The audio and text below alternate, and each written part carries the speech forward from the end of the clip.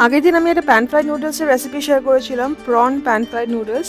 সেটার সাথে খাওয়ার জন্য আজকে আমি একটা চিকেনের রেসিপি শেয়ার করছি। চিলি চিকেন তো আমরা খেয়েই থাকি, আজকে আমি শেয়ার করছি ব্ল্যাক পেপার চিকেনের রেসিপি।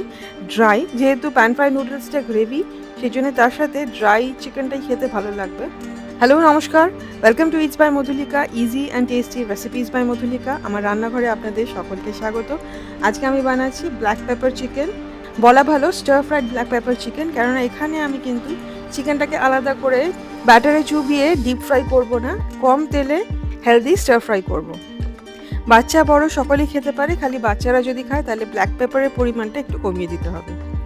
প্রথমে আমি নিয়ে নিচ্ছি ব্ল্যাক পেপার। যখনই ব্ল্যাক পেপার চিকেন বানাবেন সঙ্গে সঙ্গে যদি গোলমরিচটা গুঁড়ো করে নেওয়া যায় তাহলে কিন্তু টেস্ট অনেকটা ভালো হয়। একটুখানি শুকনো কড়াইতে তেলে নিয়ে আমি এইভাবে একটু গুঁড়ো করে নিচ্ছি। একদম মিহি গুঁড়ো করব না, কিছুটা আধা ভাঙা থাকবে, কিছুটা মিহি গুঁড়ো হবে। আধা ভাঙাটা দিলেই খুব ভালো লাগে, এতটা যদিও আমাদের লাগবে না। চিকেন ব্রেস্ট নিয়ে নিয়েছি 200 গ্রাম, লম্বা লম্বা স্ট্রিপস করে কেটে নিয়েছি। ম্যারিনেট করে নেব dark soya sauce 1 table spoon দিয়ে, অয়েস্টার সস 1 চা চামচ দিয়ে। অয়েস্টার সস যে কোনো সুপার মার্কেট বা অ্যামাজনে কিনতে পাওয়া যায়।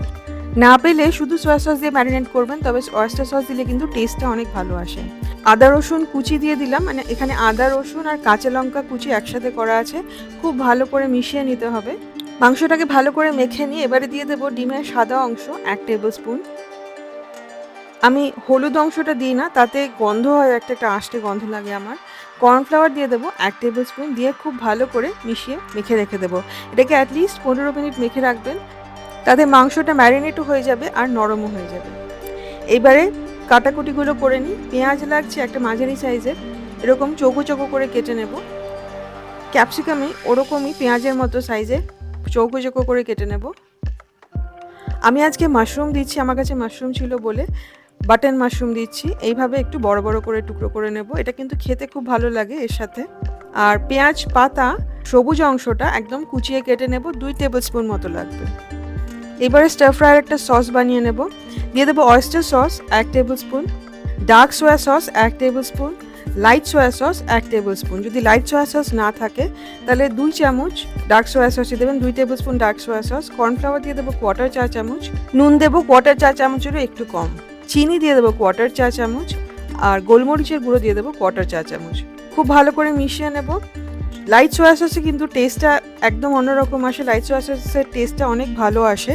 আর ডার্ক সোয়া সসটা দেয় ডার্ক রংটা আনার জন্যে।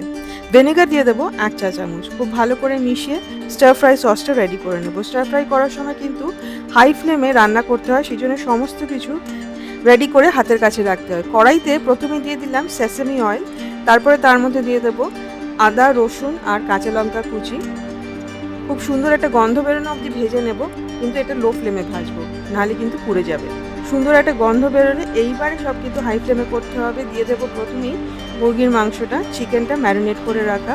চিকেনটা দিয়ে দেওয়ার পরে নাড়বেন না, আর চিকেনটা একদম ছড়িয়ে দেবেন। চিকেন যতটা সারফেস পাবে তত তাড়াতাড়ি ব্রাউন হবে আর খেতে ততটাই ভালো হবে।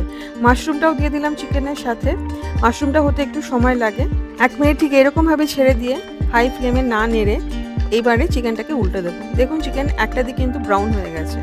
কম তেলে বানাচ্ছি, এটা যদি চান আপনারা ভেজেও করতে পারেন ডিপ ফ্রাই করে, কিন্তু এইভাবে করলে কিন্তু খেতেও ভালো লাগে আর শরীরের জন্য ভালো। আরও 1 মিনিট রান্না করার পরে এবারে দিয়ে দিলাম স্টার ফ্রাই সসটা। বাটিটা ধুয়ে 1/4 কাপ জলও দিয়ে দিলাম। আপনি যদি ব্ল্যাক পেপার চিকেন গ্রেভি চান তাহলে এই সময় 1/2 কাপ জলের মধ্যে 1/2 চা চামচ কর্নফ্লাওয়ার গুলে দিয়ে দেবেন, তাহলে কিন্তু গ্রেভি হয়ে যাবে। সেক্ষেত্রে নুনটাও চেক করে, নুনটাও কিন্তু আরেকটু দিতে হবে। রেস্টুরেন্টের মতো করতে চাইলে কিন্তু আজিনামোটো দিতে হবে, আমি কিন্তু আজকে দিলাম না, আপনারা যদি চান দিতেই পারেন। মাশরুম আর চিকেনটা এবারে নাড়িয়ে খানিক্ষণ ভাজতে থাকবো। 1 মিনিট মতো হাই ফ্লেমে ভেজে নিয়ে এইবারে দিয়ে দেবো সবজিগুলো। ক্যাপসিকাম পেঁয়াজ এগুলো কিন্তু পরে দিচ্ছি, তাহলে কিন্তু ক্রাঞ্চি থাকবে, নরম হয়ে যাবে না। সোয়া সসে কিন্তু প্রচুর পরিমাণে নুন থাকে, তাই আমি বেশি নুন দিইনি। আপনারা যদি মনে করেন আরও নুন লাগবে টেস্ট করে কিন্তু এখনই দিয়ে দিতে হবে। ভালো করে নেড়ে মিশিয়ে নিয়ে এইবারে দিয়ে দেবো গোলমরিচ গুঁড়ো। চেষ্টা করবেন যেটা কম গুঁড়ো হয়েছে, যেটা একটু গোটা গোটা আছে সেটাই দিতে, মানে আধা ভাঙাটাই দিতে, তাহলে কিন্তু টেস্টটা খুব ভালো আসবে। ভালো করে নেড়ে মিশিয়ে নিয়ে পেপার চিকেন একদম রেডি। লাস্টে কিন্তু গার্নিশ করব পেঁয়াজ পাতা দিয়ে। গ্যাস বন্ধ করে পেঁয়াজ পাতাটা ছড়িয়ে পেঁয়াজ পাতাটা ভালো করে মিশিয়ে নেব, আর দিয়ে দেবো পাকা লঙ্কা, দেখতে ভালো লাগবে আর গন্ধটাও খুব সুন্দর আসবে। এখন কিন্তু গ্যাস বন্ধ। ব্ল্যাক পেপার চিকেন একদম ready to serve. Pan fried নুডলসের সাথে কিন্তু এটা খেতে ভীষণ ভালো লাগবে। আপনারা এই রেসিপিটা অবশ্যই বানাবেন এবং আমাকে কমেন্ট করে জানাবেন যে কেমন লাগলো। রেসিপি ভালো লাগলে প্লিজ লাইক করবেন, শেয়ার করবেন।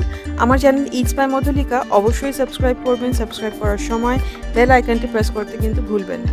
আমি যখনই কোনো রেসিপি বা কমিউনিটি পোস্ট করব প্রথম নোটিফিকেশন আপনার কাছেই যাবে। খুব ভালো থাকবেন, ভালো ভালো রান্না করবেন। দেখা হবে খুব শিগগিরই একটা নতুন রেসিপি নিয়ে।